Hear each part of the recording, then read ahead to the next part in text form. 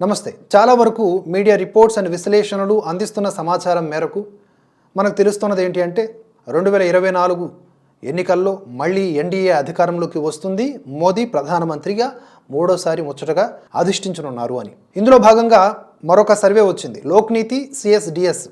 దీంట్లో కూడా కొన్ని కీలక విషయాలు వెలుగు చూసాయి. అంటే మోదీ గెలవడానికి గల కారణాలను ఇక్కడ చెప్పడం జరిగింది. మన దేశ ఓటర్లంట ప్రధానంగా నిరుద్యోగం, ద్రవ్యోల్బణం అంటే ధరల మంట, వీటిని ఎక్కువగా ప్రధాన సమస్యలుగా పరిగణిస్తున్నారని వెల్లడి చేసింది ఈ సర్వే. కానీ ప్రధానమంత్రి నరేంద్ర మోదీ బలమైన నాయకత్వం, ప్రపంచ స్థాయిలో భారత్కు పెరుగుతున్నటువంటి ప్రతిష్ట, ఇవి మరోసారి ఎన్నికల్లో మోదీకి కలిసొచ్చే అంశాలుగా తేలిపోతోంది. మూడోసారి ప్రధాని పీఠం దాకా వెళ్లేందుకు నరేంద్ర మోదీకి ఈ అంశాలే దన్నుగా నిలిచే అవకాశం ఉంది.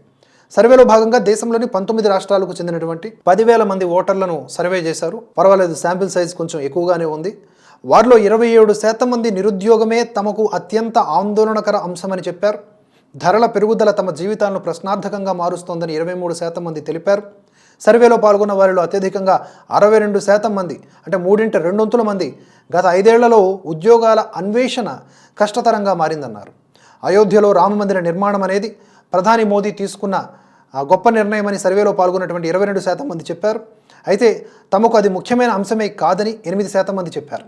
అయోధ్య రామాలయం దేశంలోని హిందువులను ఏకీకృతం చేస్తుందని 48% అభిప్రాయపడ్డారు. భారతదేశం హిందువులతో పాటుగా అన్ని మతాల పౌరులకు సరిసమానముగా చెందినదని సర్వేలో పాల్గొన్న 79% మంది తెలిపారట. ఓవరాల్గా ఈ రిపోర్ట్లో ఉన్నటువంటి అంశాలన్నింటినీ పరిశీలిస్తే మనకు అర్థమవుతుంది ఏంటంటే, బీజేపీని సంధించడానికి బలమైన విమర్శనాస్త్రాలు ఉన్నప్పటికీ విపక్షాలు వాటిని అందిపుచ్చుకోవటంలో విఫలమయ్యాయి. ఇది స్పష్టం. నిరుద్యోగము, ద్రవ్యోల్బణము, పెట్రోల్ ధరల పెంపు, ఇలాంటి వాటి మీద గనక ఎక్కువగా ఫోకస్ చేసి ఈ మతాలు, సంతుష్టీకరణ రాజకీయాలు పక్కన పెట్టుంటే, దేశ వ్యతిరేక, ధర్మ వ్యతిరేక మాటలు ఆడకుండా ఒళ్ళు దగ్గర పెట్టుకుని ఉండుంటే ఈరోజు బీజేపీకి టఫ్ ఫైట్ ఇచ్చుండేవాళ్ళు. కానీ బీజేపీ ఈరోజు మళ్ళీ మూడోసారి అధికారంలోకి వస్తుంది సునాయాసంగా.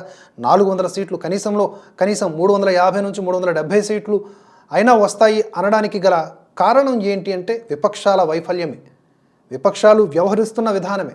ఇప్పటికైనా బుద్ధి తెచ్చుకోకపోతే విపక్షాలకి విపక్షమే అనేది శాశ్వత చిరునామాగా మారిపోతుంది.